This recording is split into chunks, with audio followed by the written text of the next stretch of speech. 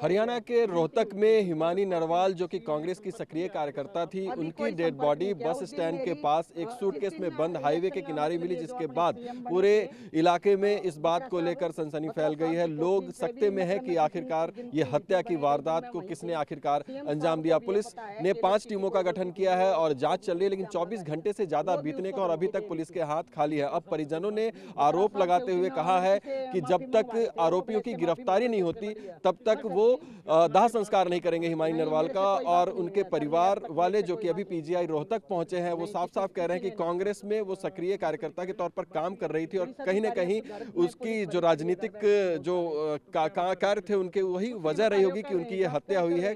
कई लोगों पर शक भी वो जता रही है। उनका कहना है कि शायद उनका पॉलिटिकल जो एक्टिविटी थी उसकी वजह से। उनकी माँ इस वक्त हमारे साथ हैं, सविता रानी।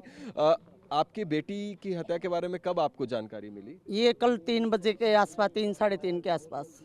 कभी आपकी बेटी हिमानी ने ये जिक्र किया कि उनकी किसी से दुश्मनी है या धमकी मिली हो? दुश्मनी धमकी तो जैसे छोटी मोटी बातें कांग्रेस पार्टी के ऑफिस में भी हो जाया करती, और ये जो एमएलए साहब के ऑफिस में भी हुई है।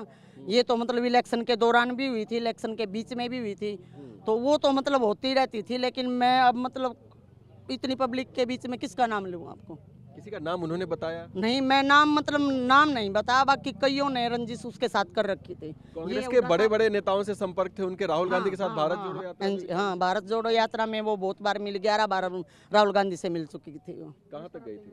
वो वहाँ जहाँ लाल चौक पर झंडा फहराया था वहाँ तक भी गई थी। अच्छा। उसके बाद दूसरी यात्रा में 6 स्टेट तक गई थी वो।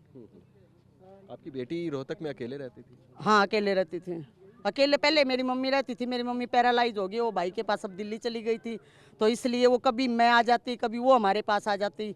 तो वो अब इलेक्शन के कारण रेगुलर, जैसे ये बड़े इलेक्शन हुए फिर ये दूसरे हुए, अब ये तो इसलिए मतलब वो ज़्यादा यहाँ रहती थी। आपकी बेटी ने कभी बताया कि उनकी जान को खतरा है, कोई उनके पीछे पड़ा है? सब जान को खतरा तो नहीं बताया कभी भी। यूँ थी दुश्मनी तो वो बताती थी, बोली मम्मी मतलब ये पार्टीबाजी में थोड़ा बहुत तो मतलब होता है, एक दूसरे जो आगे बढ़ता है उसके लिए तो चिढ़ते ही हैं भाई। ये मतलब कई लोगों को था कि भाई मतलब ये इतनी उम्र में आगे बढ़ रही है।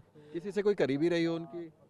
ऐसी करीबी दोस्ती से अलग वो करीबी में किसी से सीधे मुंह बात भी नहीं करती थी। वो मतलब किसी की कोई गलत बात बर्दाश्त नहीं कर सकती, उसको वहीं जवाब दे के आना। वो कॉलेज टाइम से ही अगर उसने किसी ने उसको उल्टा बोल दिया तो उसका जवाब वहीं तुरंत दे के आती थी। अब ये घटना घटी, उसके बाद आपको जानकारी मिली है, पुलिस अपनी जांच कर रही है। अब क्या आप क्या चाहते हैं प्रशासन से? भी जानकारी अब तक तो मिली नहीं है। मैं यही चाहती हूँ कि जो भी दोषी है उसको बिल्कुल सजाए मौत दी जाए, मेरी बेटी को न्याय मिले, चाहे वो कोई भी हो।